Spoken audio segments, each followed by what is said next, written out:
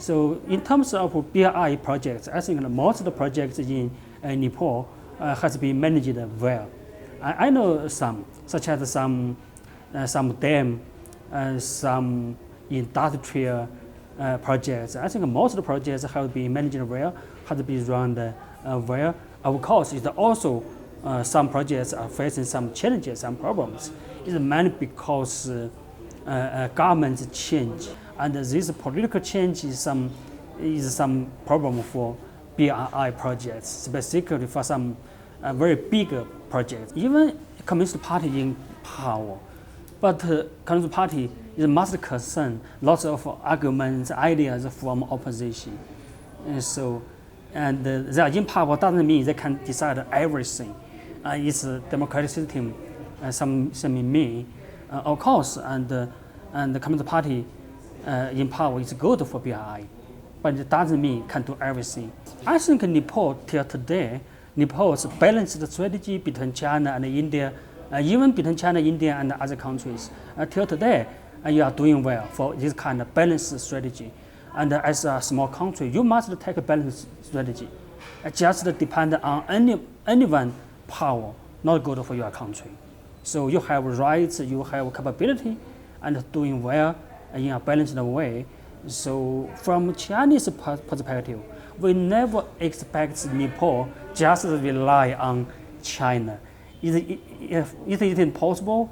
It's not good for Nepal. So and China's what China want to get from Nepal, from cooperation.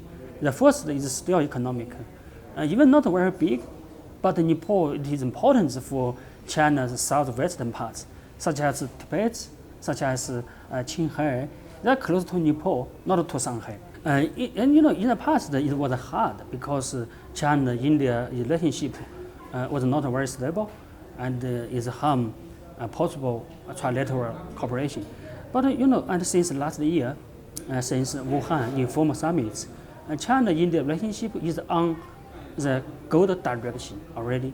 I think this tendency will be maintained for many years because Modi have a strong government. China, Xi Jinping is also have strong, stable government. It's very possible. Second Modi government should be very different from the first one. And the first one, Indian government, is actually the BJP government. Modi is the prime minister, and home minister is from different fraction within BJP.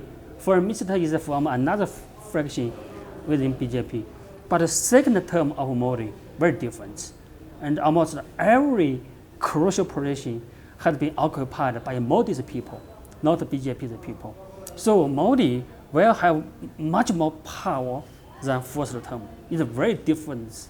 So I call it Modi's second government is Modi's government, not just BJP's, very different. So Modi can do many issues just according to his own willingness, his own priority. Not a surprise. Before these visits, North Korea leader Kim Jong-un have visited China at least 4 times, actually 5 times. The first time he visited Hanoi, Vietnam, is also passed by China. He must have met lots of Chinese officials already. So before this, almost 5 visits to China had happened within a little bit more than one year. So after this 5 visits to China, 1 visit from China side to North Korea is also reasonable. And most importantly, this year is China-North Korea's economic relationship has been built 70 years. 70 years. Just like, it's a very important year for China-North Korea relationship. I just visited North Korea just 10 days before Xi Jinping visits. In the past several years, China-North Korea relationship was not very good. Not very good. But I think after several years, North Korea government, North Korea policy has become stable, and Beijing know what will happen from Pyongyang. And in the past, North Korea government was not very stable. We don't know what will happen next year. So it's why this year Xi Jinping visited North Korea not 2 years ago, not 3 years ago. I think it's natural. How to define transparency? Every BRI project must have at least 2 partners, not just China. Yeah?